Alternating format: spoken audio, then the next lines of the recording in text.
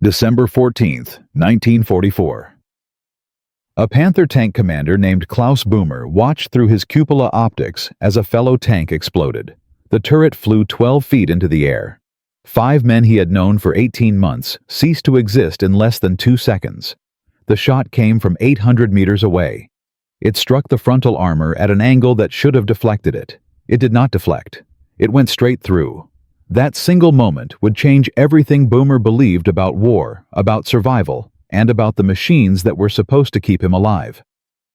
Here is a statistic that will surprise you.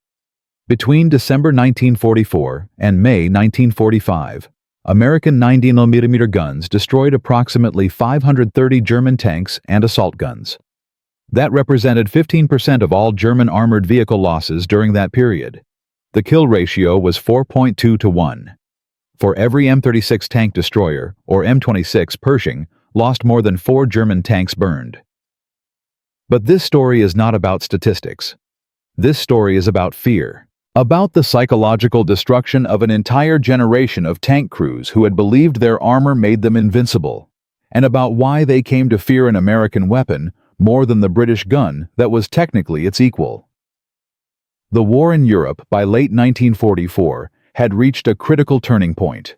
Allied forces had broken out of Normandy in July. They had liberated Paris in August. By September, they stood at the German border. But the advance had stalled. Supply lines stretched thin across France. Fuel shortages immobilized entire divisions. The lightning advance that had promised victory by Christmas slowed to a grinding crawl. For German tank crews, this pause offered something they desperately needed: time. Time to repair damaged vehicles. Time to train replacement crews. Time to prepare defensive positions along the Siegfried Line. And time to believe that their technical superiority might yet save them from defeat. The Panther tank represented the apex of German armored vehicle design. Introduced in 1943, after the shock of encountering Soviet T-34 tanks, the Panther combined thick sloped armor with a powerful 75mm gun that could penetrate virtually any Allied tank at combat ranges. The frontal armor consisted of 80mm of face-hardened steel, sloped at 55 degrees. This provided effective protection equivalent to approximately 140mm of vertical armor. German crews had been told repeatedly that this armor was essentially invulnerable to frontal attack by Allied weapons. These were not empty propaganda claims. Combat experience supported them. Throughout the fighting in Normandy, Panthers had proven highly resistant to American 75mm guns. Engagements followed a predictable pattern. American Shermans would engage at medium range. Their shells would bounce off the Panther's sloped frontal armor. Then the Panther would methodically destroy the Shermans with its superior gun. The mathematics were brutally simple. A Panther could kill a Sherman at 1,500 meters. A Sherman could not penetrate a Panther frontally at any range. The British 17-pounder mounted on the Sherman Firefly variant was more dangerous. German intelligence considered it the most potent Allied anti-tank weapon in Western Europe. Its armor-piercing discarding sabot rounds could penetrate Panther frontal armor under ideal conditions at ranges of 500 to 600 meters. But Fireflies were relatively rare. They comprised only 1 tank in every 4-tank British troop. German crews learned to identify them by their longer gun barrel. They learned to prioritize them as targets. They learned to destroy them first. More importantly, the 17-pounder's effectiveness was limited by ammunition supply. The specialized armor-piercing discarding sabot rounds were in chronically short supply. British tank commanders often had to rely on standard armor-piercing rounds. These were significantly less effective against sloped armor. German tank crews developed tactical confidence based on this combat record. They learned that if they could maintain distance from American Shermans and identify British Fireflies quickly, they could control most engagements. Training reinforced this confidence. Instructors at German tank schools taught specific engagement principles. Engage at maximum possible range to exploit the gun's superior performance. Present the frontal armor to the enemy at all times when possible. identify and prioritize high-threat targets, particularly British Fireflies, with their longer gun barrels. Use terrain to minimize exposure while maintaining fields of fire.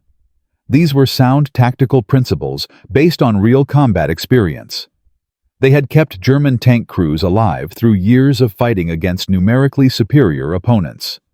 Klaus Böhmer had been fighting in tanks since 1941. He had commanded a Panzer III during the opening phases of Operation Barbarossa. He had survived the winter of 1941 to 1942 outside Moscow. He had been transferred to a Panzer IV for the fighting at Kursk. He had received his Panther in late 1943. He knew armor. He knew penetration mechanics. He knew what different caliber guns sounded like, how their rounds behaved, what they could and could not do. Böhmer was not a hero from propaganda posters. He was a professional soldier. A man who had survived the Eastern Front and Normandy through discipline and quick decisions. He trusted his training. He trusted his equipment. He trusted the sloped armor that stood between him and enemy shells. That trust was about to be shattered. The American 90mm gun that would change everything began its life not as a tank weapon, but as an anti-aircraft gun. The development started in 1940 with a weapon designated the 90mm M1. Engineers designed it to engage high-altitude bombers. This required high muzzle velocity and accuracy at extreme ranges. The same characteristics that made it effective against aircraft made it devastating against armor. When adapted for the ground role as the M3 variant, the gun could fire a 17-pound armor-piercing projectile at 2,800 feet per second. The mathematics of armor penetration are brutal and unforgiving. Penetration capability depends primarily on projectile mass velocity and the mechanical properties of the penetrator material. The 90mm M82 armor-piercing capped ballistic cap round could penetrate approximately 7 inches of vertical homogeneous steel armor at 500 yards. Against sloped armor, effectiveness was reduced. But even accounting for the Panther's 55-degree glacis slope, the 90mm could reliably penetrate at ranges up to 1,000 yards under most combat conditions. This was significantly better performance than the American 75mm gun. It was also superior to the British 17-pounder firing standard armor-piercing rounds. The 17-pounder's specialized armor-piercing discarding sabot ammunition provided comparable performance when available. But that ammunition was never available in sufficient quantities. The weapon was mounted on the M36 tank destroyer. American tank destroyer doctrine called for dedicated anti-tank vehicles separate from the tank battalions. These tank destroyers were intended to be held in reserve and committed rapidly to counter enemy armored thrusts. The M36 mounted the 90mm M3 gun in an open-topped turret on a modified Sherman chassis. American commanders who advocated for the 90mm faced resistance. Traditionalists argued that the existing 75mm and 76mm guns were adequate. They pointed to successful combined arms tactics that used infantry, artillery, and air power to defeat German armor without requiring tank versus tank superiority. They worried about logistics. A new gun meant new ammunition supply chains, new training programs, new spare parts inventories. The war was going well. Why complicate success with untested weapons? But reports from the front told a different story. Tank crews described the frustration of watching their shells bounce off German armor. They reported Panthers advancing through concentrated fire, destroying Shermans methodically before withdrawing without damage. They requested heavier guns. They needed weapons that could penetrate German frontal armor at ranges where they could fight back effectively. The first M36 tank destroyers arrived in Europe in September 1944. By December, over 1,300 had been produced. American tank destroyer battalions receiving M36s had 54 of these vehicles, each organized into 3 companies of 18 vehicles. When an American unit had M36s, it had them in numbers that German crews simply could not match with their remaining Panthers.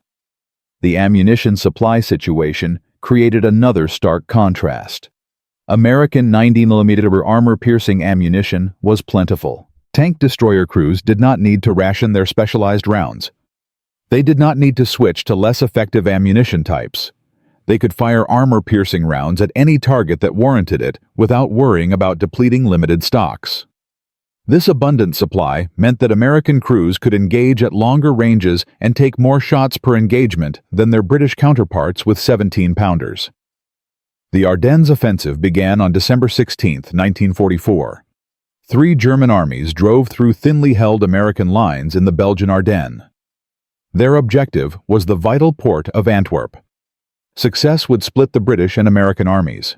It would create a crisis in the Allied command structure. It would potentially force negotiations that would allow Germany to concentrate its remaining strength against the Soviet Union. For this offensive, Germany assembled approximately 1,300 tanks and assault guns. Among these were hundreds of Panthers. Their crews went into the offensive with confidence in their equipment's technical superiority. They expected to face 75mm Shermans. They expected scattered fireflies that could be identified and destroyed. They expected to exploit their armor's protective advantage as they had done in Normandy. They did not expect what happened on December 17th near the village of Recht. The morning brought low clouds and freezing rain. Visibility was limited to perhaps 800 meters. 2 Panthers advancing along a farm road encountered American infantry in defensive positions. The Panthers engaged with machine gun fire and high explosive rounds. Standard procedure. The American infantry withdrew in good order. This appeared to be routine combat. Then the deep boom came from positions the German crews had not identified. A sound different from anything they had heard before. Not the sharp crack of the British 17-pounder. Something deeper. A bass note that seemed to compress the air itself. The first round struck the lead Panther on the right side of the turret. The penetration was catastrophic. The armor-piercing round, traveling at approximately 2,700 feet per second, punched through the turret side armor. It continued through the turret interior. It struck the gun breech and detonated propellant charges stored in the turret bustle. The explosion killed the commander and gunner instantly. The second Panther attempted to reverse into cover. Its commander had seen the muzzle flash. He recognized immediately that this was not a 75mm Sherman. The sound was wrong. The impact effect was wrong. This was a heavier gun. A round struck the frontal glacis as the Panther reversed. The armor should have provided maximum protective value at that angle. The effective thickness was approximately 140mm of steel. The 90mm armor-piercing round penetrated anyway. The hardened steel penetrator defeated the face-hardened armor plate and continued into the crew compartment. The round struck the transmission and fragmented. Pieces of the penetrator and chunks of spalled armor ricocheted through the driver's compartment. The driver and radio operator died. The commander in the turret above was wounded. Within hours, word of the new American gun spread through German tank units across the Ardennes front. Radio communications carried urgent warnings about American tank destroyers with guns capable of penetrating Panther frontal armor at ranges previously considered safe. The psychological impact was immediate and profound. But this was only the beginning. The M36 tank destroyers operating near St. Vith were about to demonstrate something even more terrifying. Not just that they could penetrate German armor, but that they could do it repeatedly from concealment in numbers that made tactical response nearly impossible. And somewhere on a ship crossing the Atlantic, an even more powerful manifestation of American industrial might was heading toward the battlefield. The M26 Pershing heavy tank. The same 90mm gun. But now in a fully armored platform that German weapons could not easily destroy. In Part 2, we will witness the Battle of St. Vith, where a single tank destroyer battalion would destroy 23 German tanks in 3 days. We will see German commanders struggle to adapt to a weapon they had not anticipated. And we will learn why the abundance of American 90mm guns created a fear that the technically comparable British 17-pounder never could. The question was no longer whether German tanks could win individual engagements. The question was whether German tank crews could survive long enough to fight at all. In Part 1, we witnessed Klaus Böhmer watch his fellow tank crew vanish in 2 seconds. We saw the American 90mm gun punch through Panther frontal armor that was supposed to be invulnerable. We learned how German confidence built over 3 years of combat began to crack in a single December morning. But destroying German tanks was one thing. Convincing the American military establishment to embrace this weapon was another battle entirely. Here is a number that should disturb you. In the summer of 1944, American tank crews in Normandy suffered a 3.4 to 1 kill ratio against them when facing Panthers and Tigers. For every German heavy tank destroyed, the Americans lost more than 3 Shermans. Generals knew these numbers. They had the reports on their desks. They had letters from grieving families in their filing cabinets. And still many of them refused to believe that American tanks needed heavier guns. The 75mm was good enough, they said. Combined arms tactics would compensate for any deficiency. The war was being won. Why change what was working? And this is where everything became worse. The resistance to the 90mm gun did not come from ignorance. It came from doctrine. American tank destroyer doctrine had been developed before the war by officers who believed tanks should not fight tanks. Tanks were for exploiting breakthroughs and supporting infantry. Tank destroyers were for killing enemy armor. This separation of roles made sense on paper. It made sense in war games. It made sense to generals who had never watched a 75mm shell bounce off a Panther's glasses plate while that Panther's gun traversed toward them. General Leslie McNair was the architect of American Ground Forces organization. He had overseen the creation of the Army Ground Forces and shaped the doctrine that governed how American units fought. McNair believed in the tank destroyer concept with absolute conviction. He believed that concentrating anti-tank weapons in specialized battalions and holding them in reserve for counterattacks was more efficient than giving every tank a gun capable of defeating enemy armor. He dismissed requests for heavier tank guns as unnecessary complications to a system that worked. McNair died in Normandy on July 25, 1944, killed by American bombs that fell short during Operation Cobra. But his doctrine lived on. The officers he had trained, the systems he had built, the beliefs he had instilled, continued to shape American armored operations for months after his death. When advocates for the 90mm gun approached Army Ground Forces headquarters, they encountered resistance that bordered on hostility.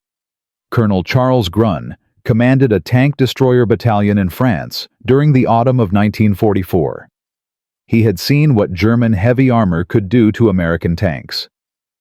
He had written reports documenting the inadequacy of the 75mm gun against Panthers.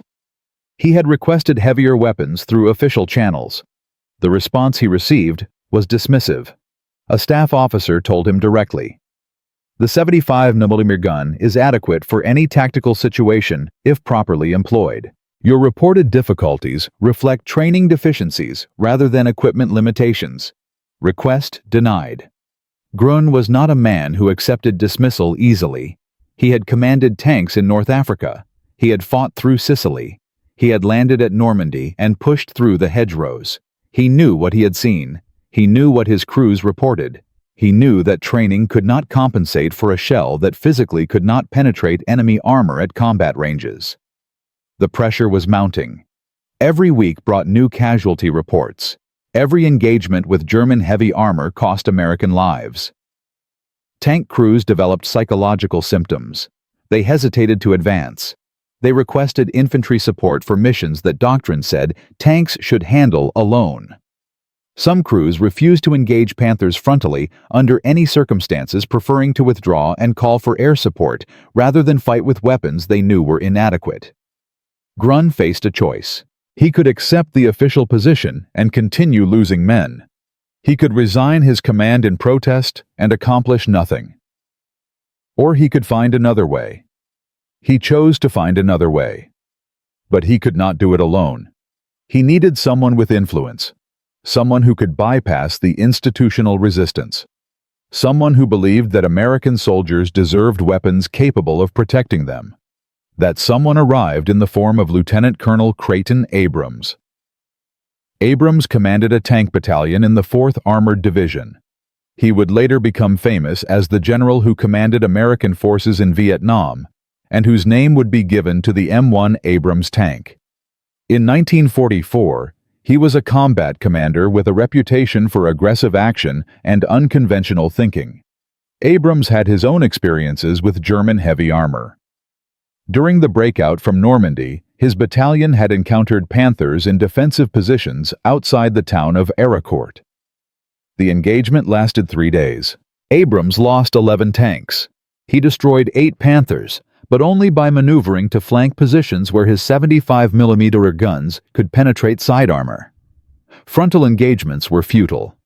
Grun and Abrams met at a supply depot in eastern France in October 1944. The conversation lasted 2 hours. Both men agreed that American tank and tank destroyer crews needed heavier guns immediately.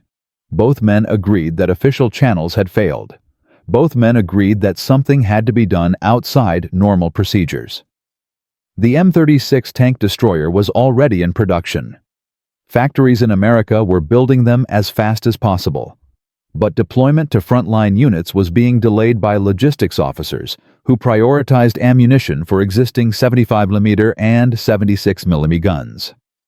Every M36 that reached Europe needed 90mm ammunition that competed for shipping space with rounds for weapons already in the field. Abrams knew a brigadier general on Eisenhower's staff. He made a phone call. He explained the tactical situation. He provided casualty statistics. He asked for one thing: a demonstration. A formal test where 90mm guns could prove their worth against captured German armor under conditions that senior officers could witness personally. The request went up the chain. It came back approved. But with conditions. The demonstration would occur in 3 weeks. If the 90mm failed to perform significantly better than existing weapons, the advocates would stop their campaign. If they continued to circumvent official channels after a negative result, there would be consequences for their careers. Grun accepted the terms. He had no choice. This was the one chance. The demonstration took place on November 12, 1944, at a proving ground established near the Belgian town of Spa. The weather was cold and overcast. Fog limited visibility to approximately 600 meters in the early morning. This was actually ideal. These were the conditions under which most tank engagements occurred in the European theater. Clear weather brought Allied air power. German armor moved and fought when clouds kept aircraft grounded. The test subjects were 3 captured German tanks: 1 Panther, 1 Tiger I, 1 Panzer IV. They had been positioned at varying ranges along a measured course. The Panther sat at 800 meters. The Tiger at 600 meters. The Panzer IV at 400 meters. All 3 were oriented with frontal armor facing the firing position. The observers included 2 brigadier generals, 5 colonels, and a dozen other senior officers. Most of them were skeptical. Some were openly hostile. One colonel had stated publicly that the demonstration was a waste of time and ammunition that could be better used at the front. Another had wagered a case of whiskey that the 90mm would fail to penetrate the Tiger's frontal armor at 600 meters. Grun's M36 crew had prepared meticulously. They had zeroed their gun the previous day. They had selected ammunition from lots known for consistent quality. They had rehearsed the engagement sequence. They knew that everything depended on the next few minutes. The first target was the Panzer IV at 400 meters. This was the easy shot, a confidence builder. The 75mm gun could penetrate Panzer IV frontal armor at this range. The 90mm should have no difficulty. The gunner lined up his sight. The commander called the fire command. The gun roared. The round struck the Panzer IV's glacis plate and punched through cleanly. Observers with binoculars saw the exit hole appear in the rear armor. The shell had passed completely through the tank. One of the generals lowered his binoculars and made a note on his clipboard. The second target was the Tiger at 600 meters. This was the critical test. The Tiger I had 100 millimeters of frontal armor. The 75 millimeter gun could not penetrate this at any range. The 76 millimeter gun could penetrate only at ranges under 100 meters, essentially point blank. If the 90 millimeter failed here, the demonstration was over. The gunner adjusted his aim. Wind was minimal. Range was confirmed. The commander gave the order. The gun fired. The round crossed 600 meters in less than a second. It struck the Tiger's upper glacis plate with a sound that observers would later describe as distinctive. Not the clang of a ricochet. Not the dull thud of a partial penetration. A sharp crack, followed by silence. Through binoculars, observers saw the penetration hole. Clean entry. The round had defeated 100 millimeters of German armor at 600 meters. The colonel who had wagered the whiskey said nothing. He simply handed his binoculars to the officer beside him and walked back toward his vehicle. The third target was the Panther at 800 meters. This was beyond the range at which advocates had claimed consistent penetration. This was the shot that would determine whether the 90 millimeter was merely adequate or genuinely superior. The crew took additional time with this shot. The gunner made minute adjustments to his elevation. The loader confirmed the round was seated properly. The commander verified the range one final time. The gun fired. The round traveled 800 meters in 1.1 seconds. It struck the Panther's glacis plate at the exact angle that German engineers had calculated would provide maximum protection. The slope should have deflected the round or shattered it against the face-hardened surface. The round penetrated. It entered the crew compartment. It exited through the engine deck. The Panther, the tank that German crews trusted to protect them, the vehicle that represented the apex of German armor design, had been defeated frontally at a range where German training said it was invulnerable. The senior brigadier general present requested a second engagement against the Panther to confirm the result. The crew reloaded. They fired again. The second round penetrated 18 inches from the first. 2 holes in the glacis plate of a tank that 75 millimeter guns could not touch. The demonstration continued for another hour. Additional shots at various ranges and angles. Consistency tests. Penetration measurements. By the end, the data was undeniable. The 90 millimeter M3 gun could reliably penetrate Panther frontal armor at ranges up to 1,000 meters.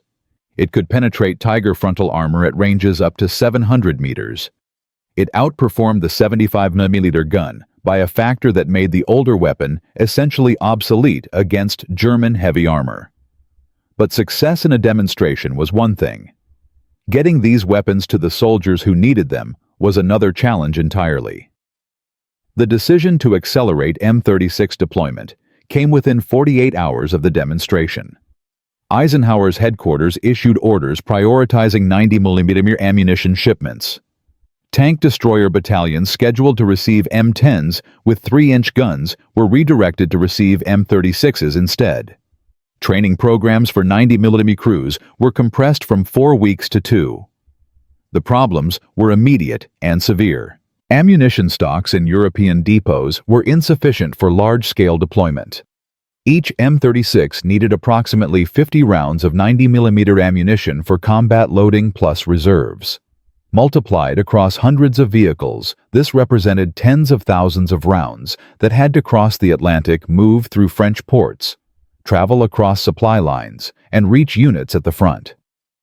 Logistics officers who had resisted the 90 millimeter program now had to implement it under impossible time pressure. Some did so grudgingly.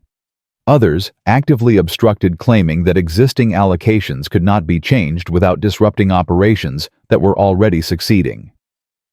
Grun personally intervened in 3 separate cases where supply officers had diverted 90 millimeter ammunition to rear area storage rather than forward units. The tank destroyer crews themselves presented another challenge. Many had trained on M10s with 3-inch guns. They knew their vehicles.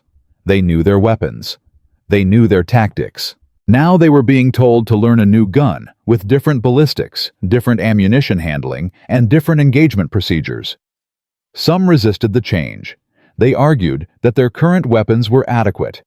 They did not want to retrain in the middle of a campaign. Groen traveled to frontline units personally. He brought demonstration ammunition. He showed crews what the 90mm could do. He explained the penetration data. He answered questions. He convinced skeptics, one conversation at a time. The first combat deployment of M36s under the accelerated program occurred on November 28, 1944. A platoon of 4 M36s from the 703rd Tank Destroyer Battalion engaged a German counterattack near the town of Merzig. The German force included 3 Panthers and 4 Panzer IVs. The engagement lasted 11 minutes. The M36 platoon destroyed all 3 Panthers and 2 of the Panzer IVs. They suffered no losses. The Panthers were engaged at ranges between 600 and 900 meters. All 3 were penetrated frontally. German crews who survived reported that their armor had provided no protection. They had expected to close with American tank destroyers and destroy them with superior guns. Instead, they had been destroyed before they could effectively return fire. Word spread through German units faster than official intelligence reports could travel. Panzer crews talked to each other across unit boundaries. They shared stories of Panthers penetrated from the front. They described a new American gun that negated everything they had been trained to believe about their armor's protection. And then came December 16th. The Ardennes Offensive. The last German gamble in the West. Hitler committed 1,300 tanks and assault guns to a surprise attack through the forested Ardennes region. German commanders expected to face demoralized American units with inadequate equipment. They expected their Panthers and Tigers to dominate as they had in earlier battles. They did not expect what they encountered. By December 16th, American forces in the Ardennes included 12 tank destroyer battalions. 7 of those battalions had received M36s. That represented over 370 90mm guns positioned across the front that German armor would have to penetrate. The Germans attacked with confidence born from years of technical superiority. They advanced expecting their armor to shield them from American fire. They advanced believing that the mathematics of sloped armor would protect them as it always had. They advanced into a storm of 90mm shells that their armor could not stop. In the first 3 days of the offensive, German tank losses exceeded all projections. Units that expected to reach the Meuse River within 48 hours found themselves stopped cold by American defensive positions anchored by M36 tank destroyers. Panther crews who had survived Normandy, who had believed their frontal armor made them nearly invulnerable, discovered that belief had become a death sentence. But the Germans were not defeated, not yet. They had committed everything to this offensive. They had reserves they had not yet employed. They had tactical flexibility that allowed them to adapt. And they had begun to notice something about the M36 that American crews hoped they would not discover.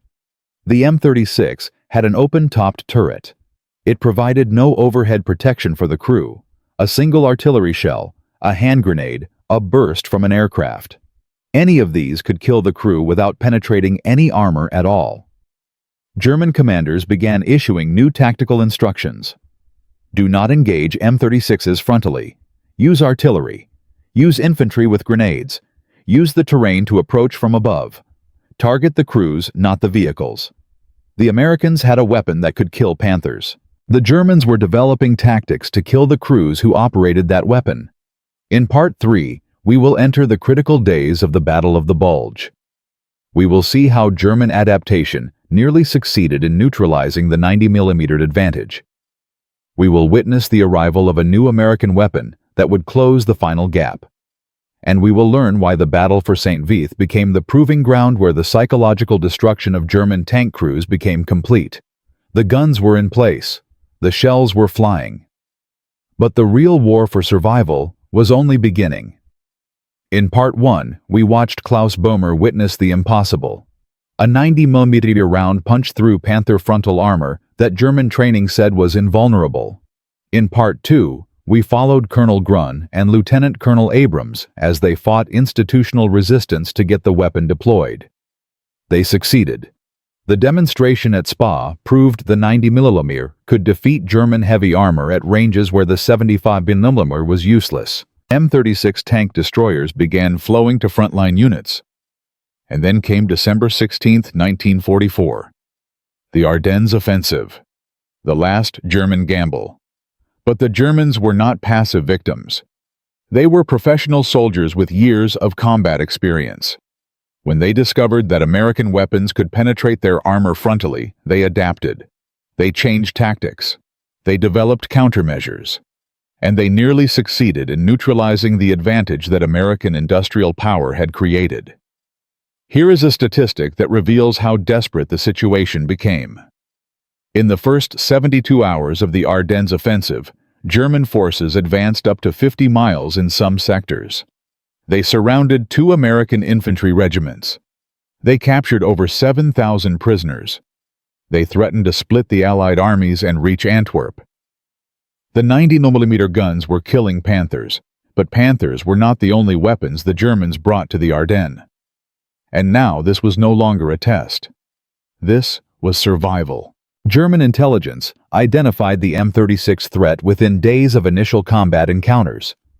Reports from surviving tank crews described a new American weapon with devastating penetration capability. These reports traveled up the chain of command with unusual speed.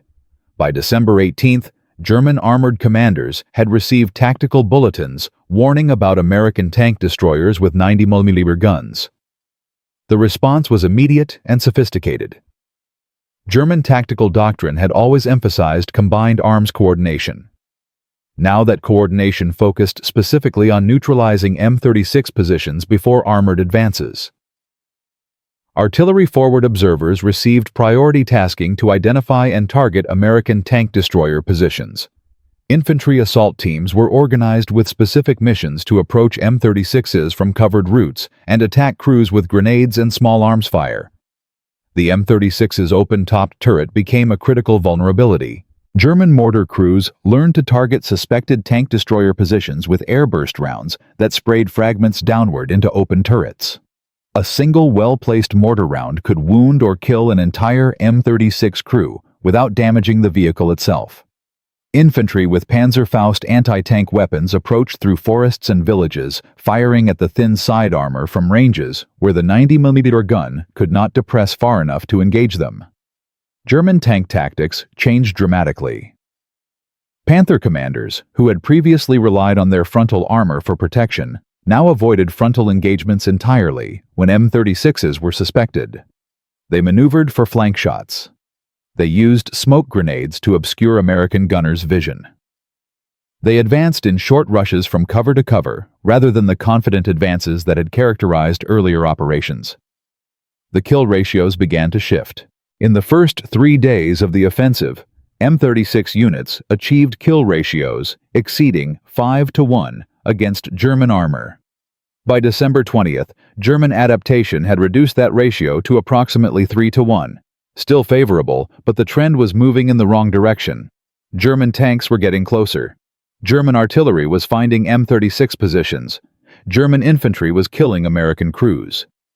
At St. Vith, the 814th Tank Destroyer Battalion lost 4 M36s in a single day. Not to German tank fire. 3 were destroyed by artillery. 1 was knocked out by infantry with a Panzerfaust fired from a basement window at a range of 30 meters. The crews died at their guns, killed by weapons their armor was never designed to stop. But this was not the only challenge American forces faced. The accelerated deployment of 90mm ammunition created unexpected problems. Supply lines through Belgium were under constant German pressure. Convoys carrying ammunition were ambushed by German forces that had infiltrated behind American lines. The famous Operation Grief, which inserted German soldiers wearing American uniforms behind the front, specifically targeted supply convoys and communication nodes. One ammunition convoy, carrying 12,000 rounds of 90mm armor-piercing ammunition, was captured intact on December 19th near the town of Malmedy. German forces immediately distributed the rounds to their own testing facilities. Within days, German ordnance experts were analyzing American ammunition design and penetration characteristics. They were searching for weaknesses. They were developing countermeasures. The M36 itself had mechanical issues that only became apparent under sustained combat operations. The gun's recoil system was designed for the controlled environment of proving grounds. Under the stress of rapid fire in combat conditions, hydraulic seals failed at higher rates than anticipated. Crews reported guns that would not return to battery after firing. Others described turret traverse mechanisms that jammed in the extreme cold of the Ardennes winter. Maintenance facilities were overwhelmed. Spare parts that had seemed adequate for normal operations proved insufficient for combat consumption rates. Some battalions reported that 30% of their M36s were non-operational due to mechanical issues rather than combat damage. The 90mm gun could kill Panthers, but only if the gun actually worked. Critics who had opposed the accelerated deployment program began speaking louder. They pointed to the mechanical failures. They highlighted the vulnerability of open-topped turrets. They questioned whether the M36 was truly superior to existing tank destroyers, or simply different.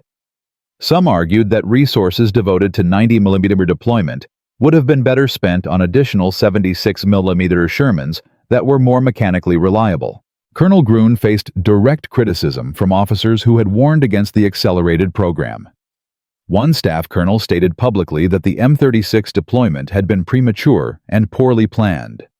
Another suggested that Grun's personal advocacy had clouded his professional judgment. The implication was clear. If the German offensive succeeded, if American forces were pushed back to the sea, someone would have to take responsibility for the equipment decisions that had contributed to the defeat. But then came December 21st. The day everything changed. The town of Saint-Vith sat at a critical road junction in the Belgian Ardennes.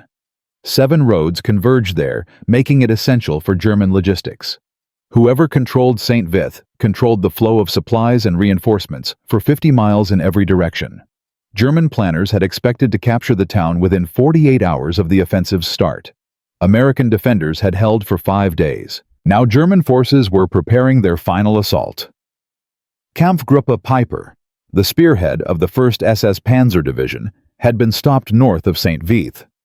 Other German units had bypassed the town and continued west. But the road junction remained in American hands, strangling German supply lines and limiting the forces that could exploit the breakthrough. The German High Command ordered Saint-Vith taken at any cost. The assault began at 04:30 hours. German artillery opened with a 30-minute bombardment that shattered buildings and collapsed defensive positions.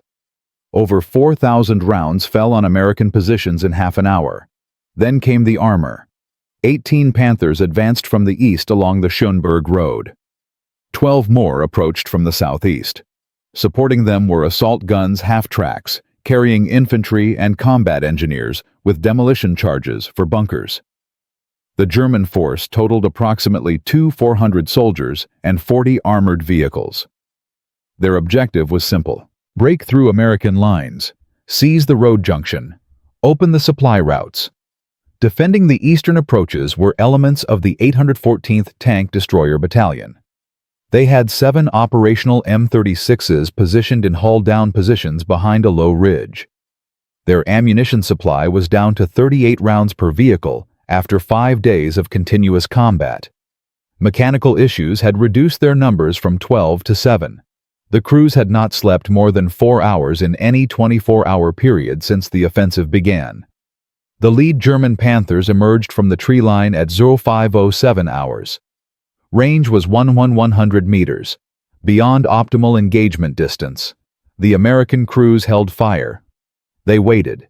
The Panthers advanced in 2 waves. The first wave of 8 tanks moved forward, while the second wave provided overwatch. Standard German tactics. Professional execution. The gap between the waves was approximately 200 meters. At 900 meters, the M36 platoon leader gave the order to fire. 7 guns fired simultaneously. The first volley struck 3 Panthers. 2 penetrated. One deflected off a turret at an extreme angle.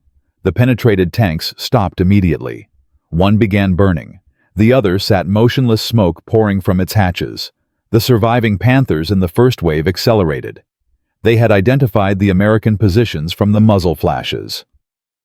Return fire began immediately. German 75mm rounds screamed toward the ridgeline. One struck an M36's gun mantlet and deflected. Another missed entirely, passing over the tank destroyer by 2 feet. The M36 crews reloaded. The process took approximately 8 seconds with well-trained loaders. The Panthers were closing at roughly 15 miles per hour. In 8 seconds, they had covered approximately 150 feet. Range was now 850 meters. The second volley hit 4 targets. 3 penetrated. The fourth round struck a track and immobilized the Panther without killing it. The immobilized tank's turret continued to traverse, seeking targets. Now the second wave of Panthers joined the engagement. 10 guns fired at American positions. The volume of fire was overwhelming. An M36 took a direct hit to its engine deck. The round did not penetrate the fighting compartment, but the engine caught fire. The crew bailed out. Another M36 was struck by 2 rounds in rapid succession. The first hit the turret ring. The second penetrated the hull side. The vehicle exploded. 5 M36s remained against 11 Panthers. Range was 600 meters and closing. The American crews fired as fast as their loaders could work. At this range, penetration was virtually guaranteed on any hit. The challenge was hitting moving targets while under fire. Gunners made rapid adjustments. Loaders shoved rounds into breaches with desperate efficiency. Commanders called corrections through the chaos. A Panther exploded 500 meters from the American line. Then another. A third stopped, its turret jammed at an odd angle, smoke pouring from every opening. The German advance was faltering. But still they came. At 400 meters, a Panther fired and hit an M36 directly in the gun mantlet. The round penetrated. The gunner was killed instantly. The commander took over the gun firing with one hand while calling orders with the other. At 300 meters, the surviving Panthers began to turn. They were seeking flank positions, trying to get around the American guns to where their own weapons would be effective. 3 Panthers swung north. 2 swung south. The remaining vehicles provided covering fire. The M36 platoon leader made a decision. He ordered his 4 remaining operational vehicles to pivot and engage the flanking Panthers. This meant exposing their side armor to the covering force. It was a calculated risk. If the flanking Panthers got behind them, all would be lost anyway. The pivot took 15 seconds. During those 15 seconds, German covering fire intensified. 1 M36 took 3 hits. The crew survived, but the vehicle was immobilized with a destroyed track. They continued firing from their stationary position. The flanking Panthers had not expected American vehicles to turn to meet them. They had expected to find the tank destroyers still facing east, exposing their thin rear armor. Instead, they faced 90mm guns head-on at 350 meters. 3 shots. 3 penetrations. 3 Panthers stopped. The 2 Panthers that had swung south encountered infantry with bazooka teams positioned in a farmhouse. 2 rockets struck the lead Panther. It burned. The second Panther reversed into the tree line and withdrew. By 05:45 hours, the engagement was over. 11 Panthers had been destroyed or disabled. 2 more had withdrawn. The German assault on St. Vith's eastern approaches had been stopped by 4 operational M36s and their supporting infantry. The cost was significant. 3 M36s destroyed. 1 damaged beyond field repair. 4 crewmen killed. 7 wounded. Ammunition stocks were exhausted. The surviving vehicles had fewer than 5 rounds each, but the road junction remained in American hands. The German supply bottleneck continued. The offensive's timeline was disrupted by another critical day. News of the St. Vith engagement spread through American units within hours. The details were repeated and embellished as they traveled. 4 tank destroyers had stopped 30 Panthers. The 90mm gun could kill German armor at any range. The M36 crews were heroes who had saved the entire front. The actual numbers were impressive enough without exaggeration. 4 M36s had engaged 18 Panthers and destroyed or disabled 11 of them. The kill ratio was nearly 3-to-1, even counting American losses, against supposedly invulnerable German heavy armor. In defensive positions, yes, but against professional German crews executing well-planned tactics. German tank crews heard about St. Vith through their own channels. The survivors of the engagement reported what they had experienced. Panthers penetrated frontally at 900 meters. Panthers destroyed while advancing at combat speed. Panthers burning in the snow while American guns continued firing. The psychological impact on German armored forces was measurable. Interrogation reports from prisoners captured in the following weeks revealed consistent themes. German tank crews no longer trusted their frontal armor. They no longer believed they could advance against American positions with confidence. They requested infantry support for missions they would have previously undertaken alone. They hesitated at critical moments when aggressive action might have succeeded. One captured Panther commander stated bluntly, "We were told the Panther was the best tank in the world. We were told American tanks could not hurt us from the front. We were told wrong. Now every American position might have the big gun. We cannot know until we are already burning." The broader statistics confirmed this psychological shift. German armored losses in the Ardennes offensive ultimately totaled approximately 800 tanks and assault guns. American 90mm guns were credited with destroying roughly 150 of these, nearly 19% of total German armor losses from a weapon system that represented less than 10% of American anti-tank capability in the theater. More significantly, the presence of 90mm guns changed German tactical behavior across the entire front. Armored units that might have pressed attacks withdrew instead. Opportunities for exploitation were missed because commanders feared encountering M36 ambushes. The offensive that was supposed to reach the Meuse River in 4 days stalled permanently after 10.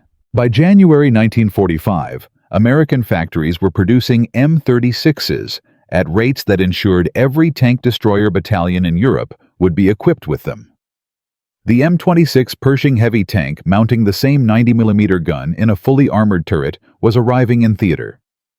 The technical gap that had cost so many American lives in 1944 had been closed. Colonel Grun received a Bronze Star for his role in accelerating M36 deployment. Lieutenant Colonel Abrams, who would survive the war and eventually become a 4-star general, credited the St. Vith defenders with proving what the 90mm could do under the worst possible conditions. Klaus Böhmer, the German commander who had watched Panzer 304 die in December, was captured in January. He told American interrogators that the 90mm gun had broken something in German tank crews that could not be repaired. Not just their armor. Their belief that they could survive. But this story has one more chapter, a chapter that most people have never heard. What happened to the men who made the 90mm gun a reality? What became of the technology they championed? And what lessons did the American military learn or fail to learn from the tank battles of 1944 and 1945? In Part 4, we will follow the 90mm gun from the final battles of World War II through Korea and into the Cold War. We will discover why the weapon that saved American lives in 1944 was nearly abandoned in 1950. And we will learn why the story of Klaus Böhmer, the German commander who survived to tell his tale, became a crucial piece of evidence in debates that shaped American tank design for the next 50 years. The guns have fallen silent. The war is over. But the battle for memory was just beginning. We began this story with a flash of orange light in the gray December morning. A Panther tank commander named Klaus Böhmer watched his comrades die in 2 seconds, killed by a weapon that was not supposed to exist. We followed the 90mm gun from rejected concept to battlefield necessity. We witnessed Colonel Grun and Lieutenant Colonel Abrams fight institutional resistance to get the weapon deployed. We stood with 4 M36 crews at St. Vith as they stopped 18 Panthers and broke the back of the German offensive. The guns have fallen silent now. The war is over. Germany surrendered on May 8, 1945. The Ardennes offensive that was supposed to split the Allied armies and force a negotiated peace became instead the final exhaustion of German armored strength in the West. The 90mm gun that German tank crews learned to fear played a significant role in that outcome. But what happened to the men who made it possible? What became of the technology they championed? And what lessons did history record or fail to record from those desperate winter battles? This story has one final twist, one that almost nobody knows. Because success sometimes comes with a price that is only paid years later. Klaus Böhmer survived the war. He was captured by American forces on January 15, 1945, near the town of Houffalize during the Allied counteroffensive that eliminated the Ardennes salient. His Panther had been disabled by mechanical failure rather than combat damage. The final drive had seized a common problem that plagued Panthers throughout their service life. Böhmer and his crew abandoned the vehicle and attempted to retreat on foot through the snow. American infantry found them 2 days later exhausted and frostbitten, sheltering in a farmer's barn. Böhmer spent the next 3 years in prisoner of war camps, first in France and then in Britain. He was interrogated multiple times by Allied intelligence officers seeking information about German armor tactics, tank design, and crew experiences.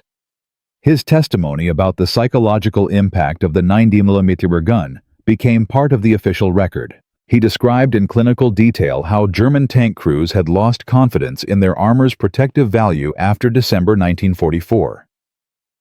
He explained the tactical adaptations German units attempted, the fear that spread through armored units, the erosion of the belief system that had sustained German crews through years of combat. American intelligence officers found Böhmer's testimony valuable precisely because he was not a high-ranking officer with strategic perspective.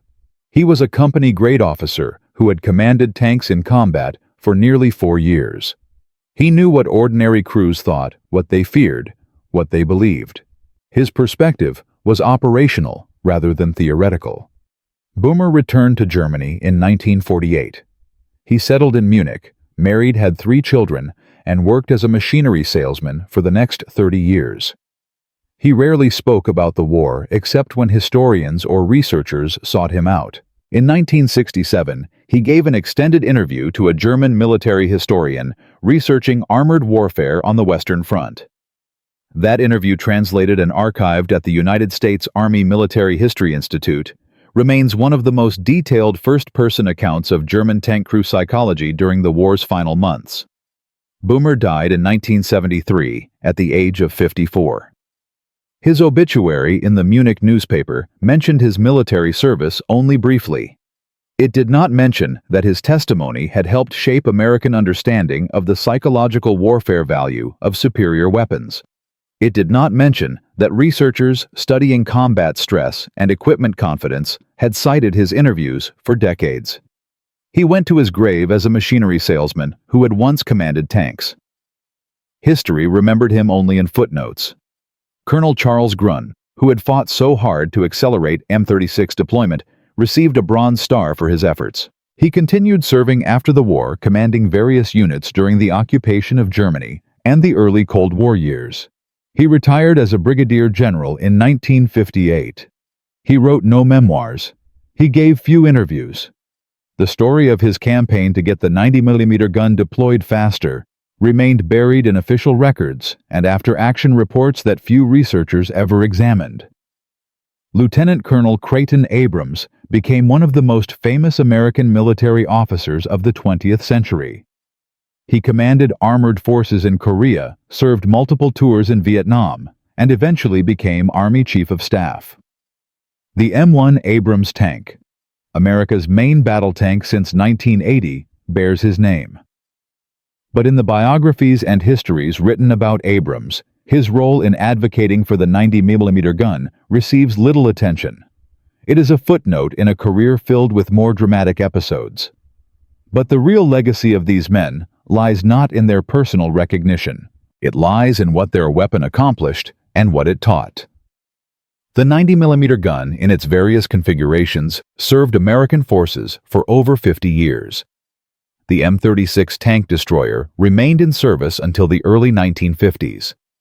The M26 Pershing and its successors, the M46, M47, and M48 Patton series tanks, all mounted versions of the 90mm gun.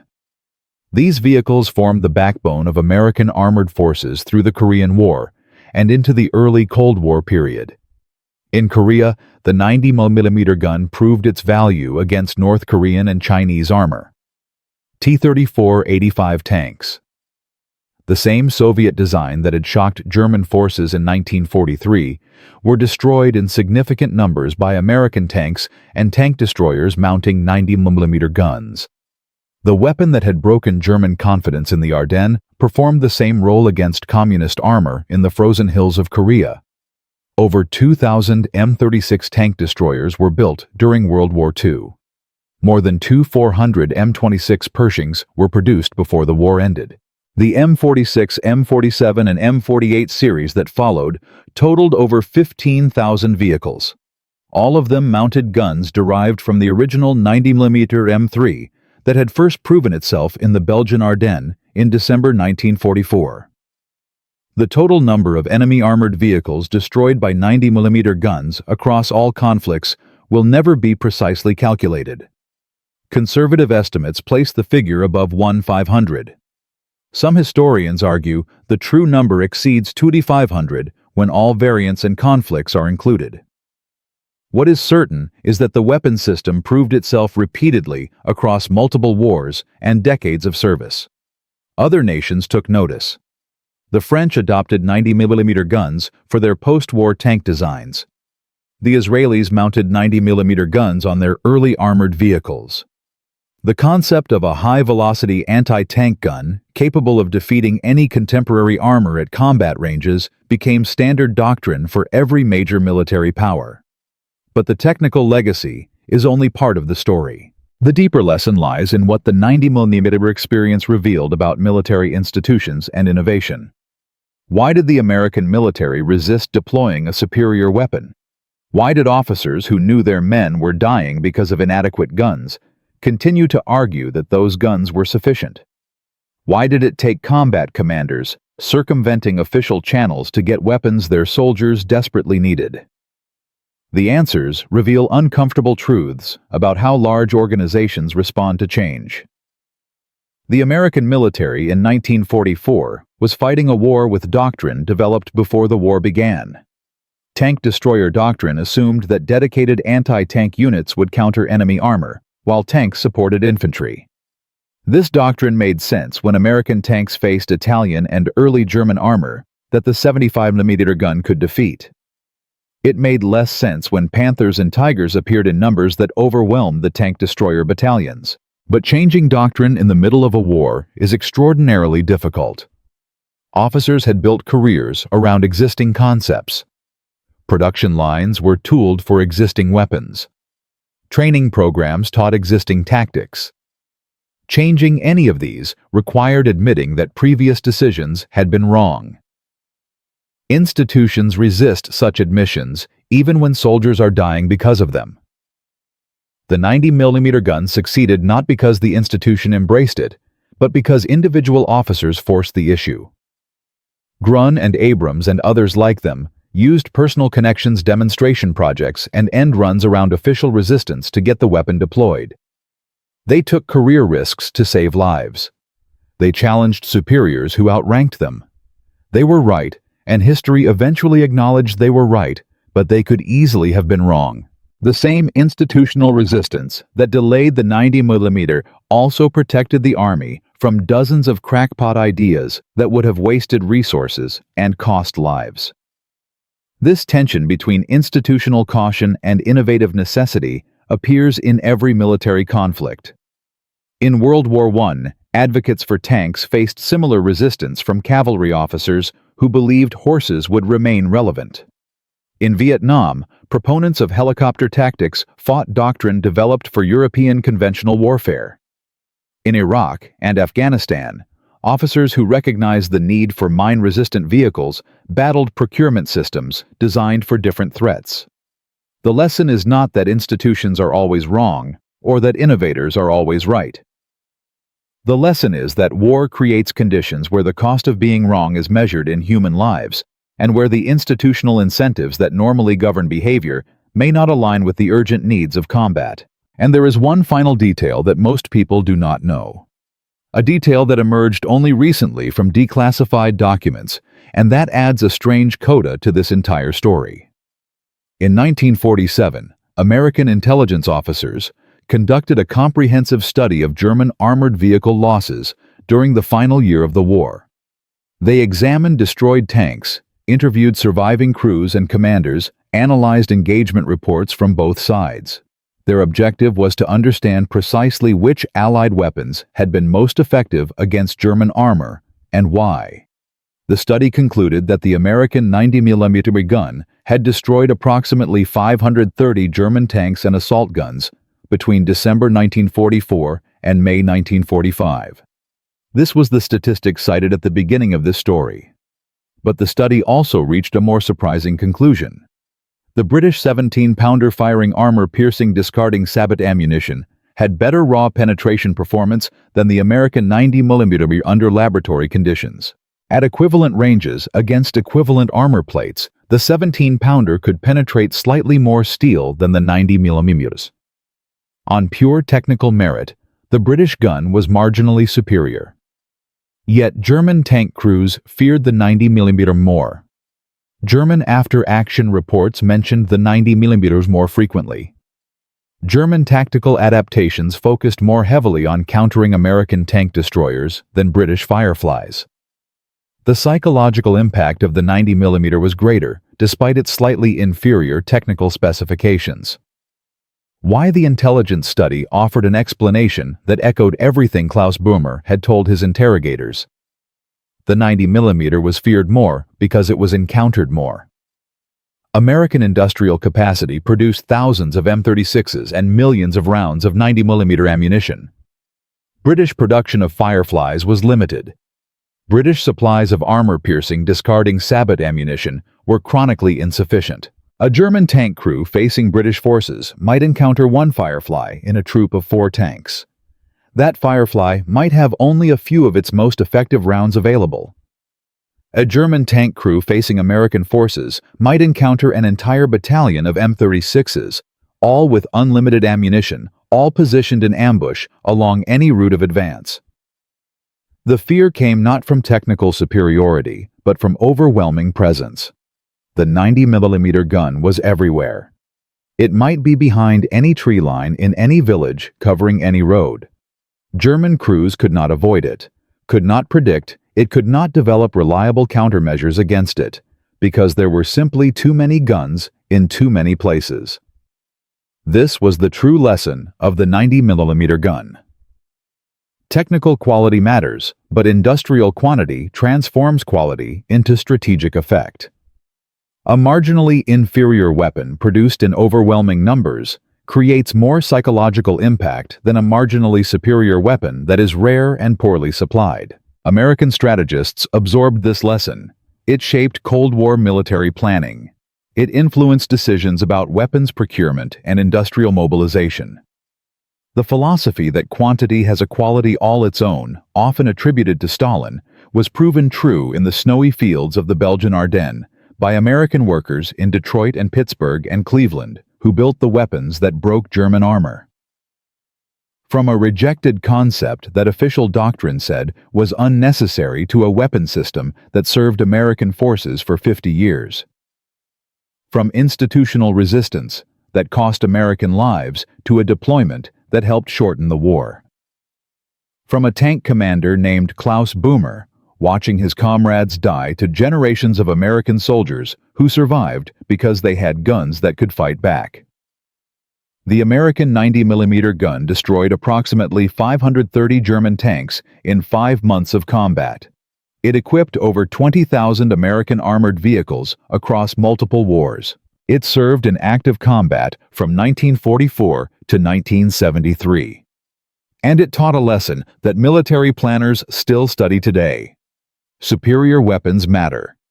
But superior weapons in sufficient quantity, supplied with adequate ammunition, deployed by trained crews who believe in their equipment, matter more.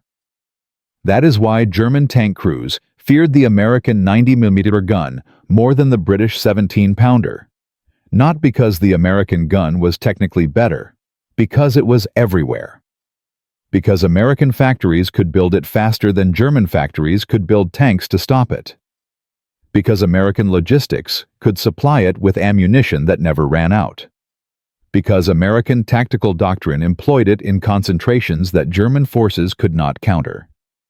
Klaus Böhmer understood this by January 1945. The institutional officers who had resisted the 90mm understood it by March 1945. The historians who studied the war understood it by the 1950s.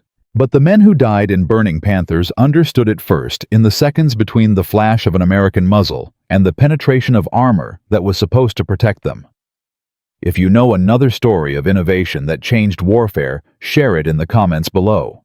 History is filled with moments when someone's crazy idea became someone else's salvation. The 90mm gun was just one of hundreds of innovations that shaped World War II. Subscribe to discover the others. And remember this. Somewhere today in a laboratory or a workshop or a garage, someone has an idea that experts say is impossible. Someone is being told their concept will never work. Someone is facing institutional resistance that seems insurmountable. Some of those ideas are genuinely impossible, but some of them are the 90mm guns of tomorrow. The innovations that will save lives, change outcomes, prove the experts wrong. The only question is whether we will recognize them in time. Klaus Böhmer spent his final years selling machinery in Munich. He never knew that his testimony helped shape how militaries think about psychological warfare and equipment confidence. He never knew that researchers would study his words for decades. He was just a tank commander who survived a war that killed most of his comrades. But in a farmer's barn in January 1945, freezing and defeated, he understood something that took the rest of the world years to learn. The side that can build more weapons supply, more ammunition, and deploy more firepower will eventually win. Courage and skill matter. Training and tactics matter.